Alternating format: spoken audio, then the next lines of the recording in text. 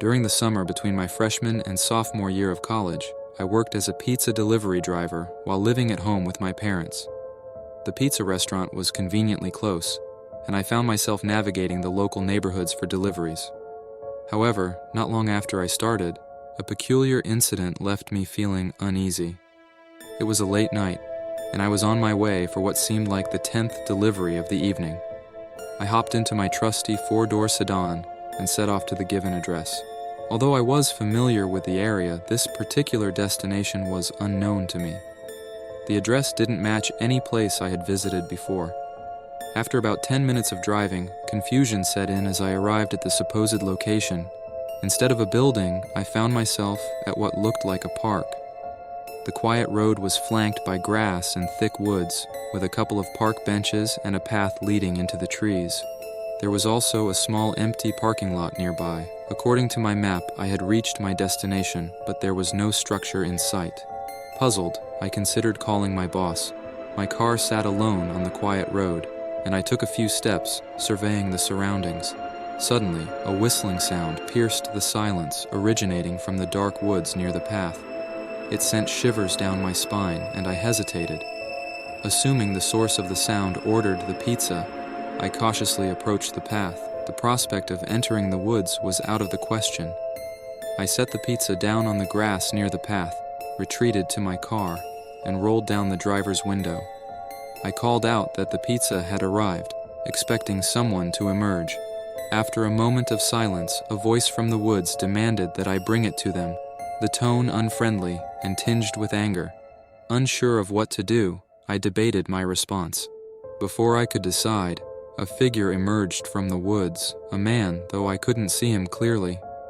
Taking a couple of steps, he suddenly sprinted towards me. I swiftly shifted my car into drive, sped away without looking back, and headed straight back to the pizza place. When I recounted the bizarre encounter to my boss, he didn't seem as alarmed as I was. Nevertheless, the memory of that night, with a mysterious man hiding in the woods, remained etched in my mind. It was an exceptionally creepy experience, and after that, I only continued working as a pizza delivery driver for a couple more months.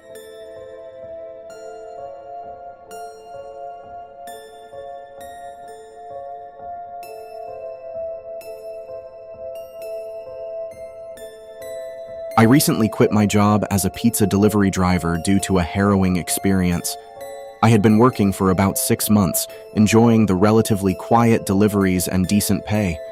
One night, about 2 weeks ago, everything changed. It was close to 2:30 a.m., and I had a late-night delivery. The neighborhood was typical, but as I reached the address, a sense of unease settled in. The house, halfway down a residential street, appeared dark and quiet. Despite ringing the doorbell and knocking, I received no response. A man eventually opened the door, wearing glasses and a hat. He took the pizza, thanked me, and abruptly closed the door. On my way back to my car, I heard noises near the garage, as if someone was opening it manually. Unable to see clearly, I sensed immediate footsteps approaching. Fear gripping me, I ran to my car, unlocked the doors, and sped away. As I glanced back, I noticed a car's headlights turning on in the driveway.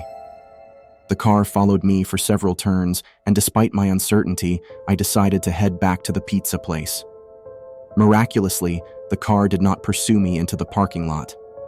After sharing the ordeal with my boss, I finished my shift, ending at 3 a.m. Leaving the pizza place, I noticed a car across the street activating its lights and tailing me. Anxious and unsure of what to do, I considered driving home but realized the car wouldn't stop following. 3 minutes from home, I spotted a police car parked in a familiar lot. Desperate, I made a quick U-turn, and the car following me hesitated before continuing in the other direction. I pulled into the police car's lot, recounted the situation to the officer, and he promised to patrol the area. Though I made it home without further incident, the unnerving experience led me to resign and seek employment elsewhere. I'm relieved not to face those late-night shifts anymore.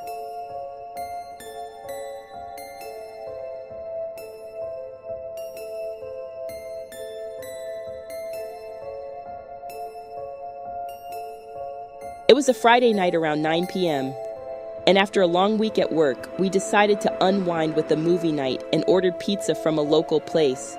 We were lounging at my house when the doorbell rang unexpectedly fast after placing the order. I opened the front door, anticipating the pizza delivery, but to my surprise, a man without any pizza stood before me. Instinctively, I shut the door without giving him a chance to speak. Perplexed, Rachel and I peered out the window but saw no car in the driveway and no sign of the mysterious man. Concerned, we considered the possibility of him hiding somewhere. Moments later, we heard a noise from the backyard. Though unsure if it was real or just paranoia, we checked but found nothing. Suddenly, the doorbell rang again, and cautiously, we discovered a different guy holding a pizza, appearing to be the actual delivery person. Relieved, we accepted the pizza and questioned him about the first man. He seemed bewildered and claimed not to have seen anyone. Feeling reassured, we resumed our movie night. However, about 10 minutes later, the doorbell rang again, and this time, it was the same man from before. Startled, I glimpsed him staring directly at me through the window. Disturbed, I retreated to the living room. Rachel suggested calling the police, but I hesitated, unsure if frequent doorbell ringing qualified as a crime.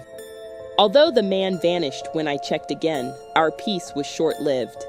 The doorbell rang once more, prompting me to investigate. As I approached the door, I heard a noise outside and saw the man in the front bushes. Alarmed, I called the police, describing the situation. While waiting, we observed the man hiding in the yard. The situation escalated when he started banging on the living room window, prompting us to retreat to a closet. The banging continued on various windows, creating an atmosphere of fear and vulnerability. When the police arrived, they apprehended the man in the backyard. Although we never understood his motives, we were relieved that the police had intervened, restoring our sense of security. The incident left us shaken but grateful for the swift response of law enforcement.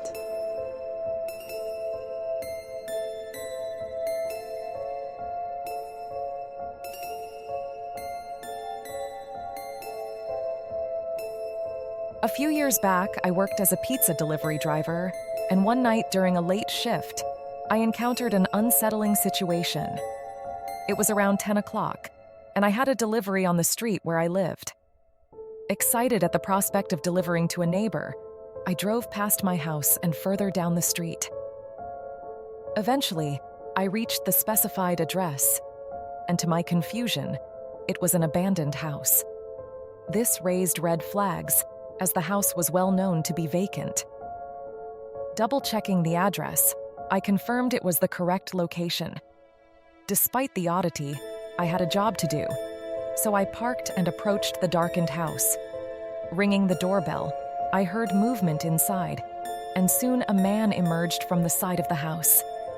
The man claimed to live there, but the lie was evident.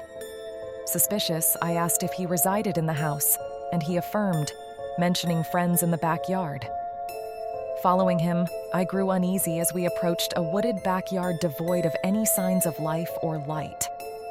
Halfway there, a gut feeling urged me to stop, turn around, and sprint back to my car. Safe inside, I quickly drove back to the pizza place, using my own money to cover the undelivered pizza. Working the rest of the night, I returned home and, concerned, asked my parents if anyone had moved into the abandoned house. They assured me it was still vacant. Recounting the strange encounter, we drove by, finding the house unchanked with no signs of recent activity. Fortunately, I didn't have to deliver to that address again, but I will never forget how bad that night could have ended.